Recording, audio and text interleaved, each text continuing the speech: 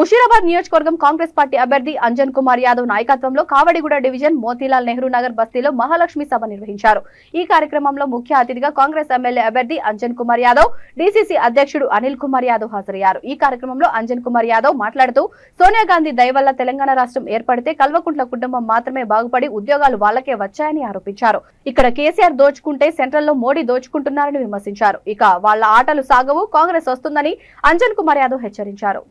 మీరందరూ ఇక్కడికి వచ్చిందంటే ఏదో ఆలోచించి కాంగ్రెస్ పార్టీ వాళ్ళు ఏం మాట్లాడతారు, కాంగ్రెస్ పార్టీ వాళ్ళు ఏం చెప్తారని ఒక ఆలోచనతో ఇక్కడికి రావడం జరిగింది.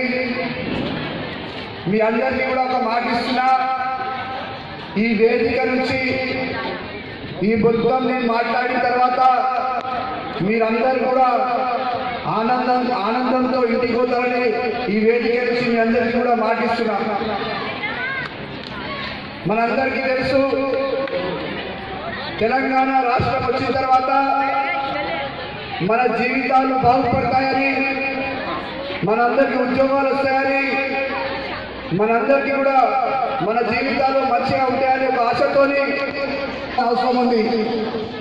ఈ విషయం ఎందుకు చెప్తున్నానంటే, తెలంగాణ వచ్చిన తర్వాత 2 సార్లు ఈ గద్దముకు కేసీఆర్కి అవకాశం ఇచ్చిన తెలంగాణ ప్రజలందరూ కూడా ఒక్కసారి ఆలోచించాలి.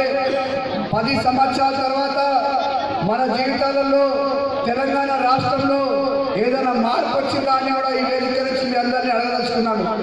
ఎలాంటి మార్పు రాలే, కానీ మార్పు వచ్చిందంటే అది కేవలం వాళ్ళ కుటుంబానికి మార్పు వచ్చింది, వాళ్ళ కుటుంబాలకు ఉద్యోగాలు వచ్చాయి, వాళ్ళ బిడ్డకు ఒక ఉద్యోగం, వాళ్ళ కొడుకుకు ఒక ఉద్యోగం, వాళ్ళ అల్లుడికి ఒక ఉద్యోగం. తెలంగాణ ఎవరిచ్చినప్పుడు ఒక్కసారి అయితే చెప్పాలమ్మా, తెలంగాణ ఎవరిచ్చింది కాదు, ఎవరిచ్చిర్రు? సోనియా గాంధీ ఇచ్చిందా? ఎవరిచ్చిర్రు? అందులో సప్రెస్ సోనియా గాంధీకి ఏమి ఇచ్చినాం మనము? ఏమైనా ఇచ్చినామా? ఏమీ లేదు, ఏమీ లేదు. ఈసారి ఇస్తారా లేదా? ఆయనకేమో పట్టబాజీ మాట్లాడితే అన్ని ఇచ్చిర్రు.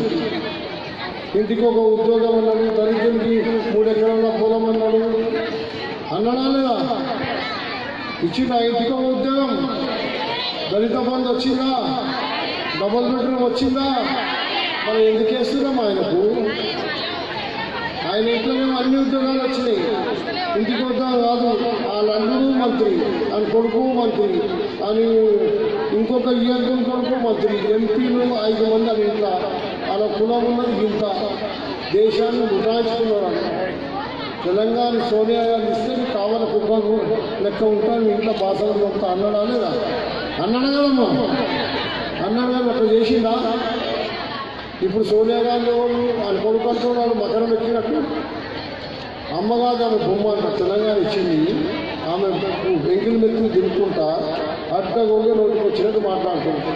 లక్షల కోట్లు దోచుకున్నాడు. మన ఇంట్లో అన్ని మినిస్టర్లు అంతా ఇంట్లో